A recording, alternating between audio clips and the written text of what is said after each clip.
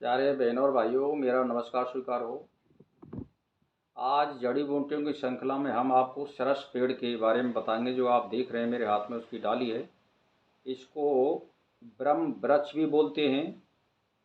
और इसकी एक खासियत है इस वृक्ष की, इसको बागों में अवश्य लगाएं। ये बाग का राजा होता है ये वृक्ष। अगर आपने बाग लगाया है बीघे 2 बीघे में और आपने सरस का अगर पेड़ नहीं लगाया तो वो बाग वृद्धि को प्राप्त नहीं होगा।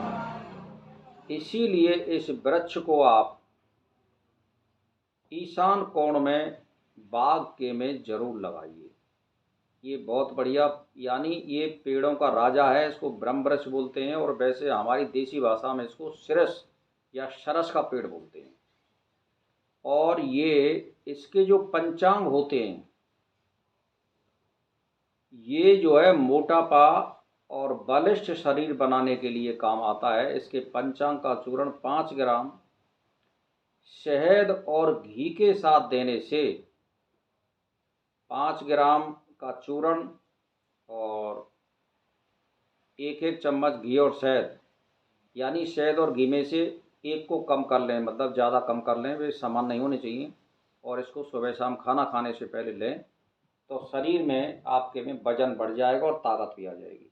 और जब आपका वजन दिखे कि ठीक ठाक हो गया है तो फिर इसको बंद कर दें आप। और इसमें खट्टी प्यारी चीज़ कोई ना खाएं।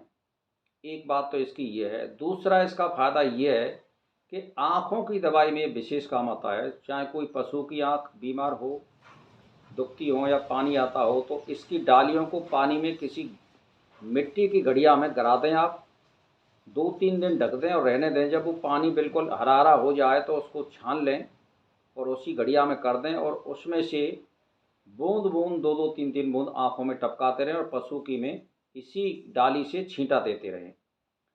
तो भाई और बहनों, 8-7 दिन के अंदर आप चमत्कार देखोगे, आँखों में भी, पशु की में भी और मनुष्यों की भी। ये 2 चीज़ों के काम आता है। तीसरी चीज़ आपके लिए बता रहा हूँ कि ये सरफ की दवाई में विशेष कामयाब होता है। इसकी पत्ती और इसकी छाल, ये 2 चीज़ों को आप, और इसकी बीजों को भी ले सकते हो। तो मेरा मतलब ये है कि इसके आप सुखा करके चूर्ण बना लें और जिसने सरफ को काटा है इसमें 1-1 तोला के लगभग पानी के साथ सुबह शाम दें और उस पर लेप कर दें। तो इसकी खुराक 20-20 मिनट में आप देते रहें। और नीम के पत्ता चबा करके देख लें कि वो शराब का जहर उतरा है कि नहीं उतरा। अगर वो नीम के पत्ता कड़े लग जाएं तो समझ लेना जहर उतर गया है। और रात को उसको मनुष्य को सोने ना दें, ज़्यादा इसका विशेष ध्यान रखें, तो इससे शराब का विष भी उतर जाता है। और मैं ये नहीं कह रहा हूँ कि इसी से ठीक हो जाएगा, मैं एक सामान्य दवाई बता रहा हूँ। आप वैद्यों पे दिखाइए, जिसकी किसी पे दिखाना, लेकिन तत्काल के लिए ये रोक देगा और सही भी कर देगा। लेकिन मैं ये गारंटी नहीं ले रहा हूँ कि भाई तुम इसी के भरोसे रहो।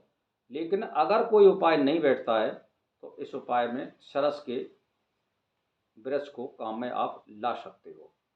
तो ये 3 दवाई आपके लिए मैंने परोसी हैं और बहुत ही बढ़िया हैं। इसका प्रयोग करिए।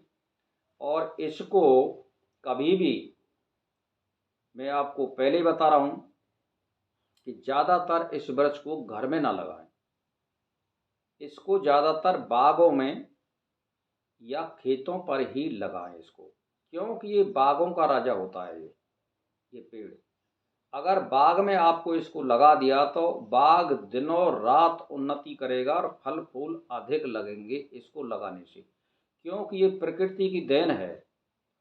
तो ऐसे ही इस वृक्ष को प्रकृति ने देन दिया है कि आप बागों के राजा हो।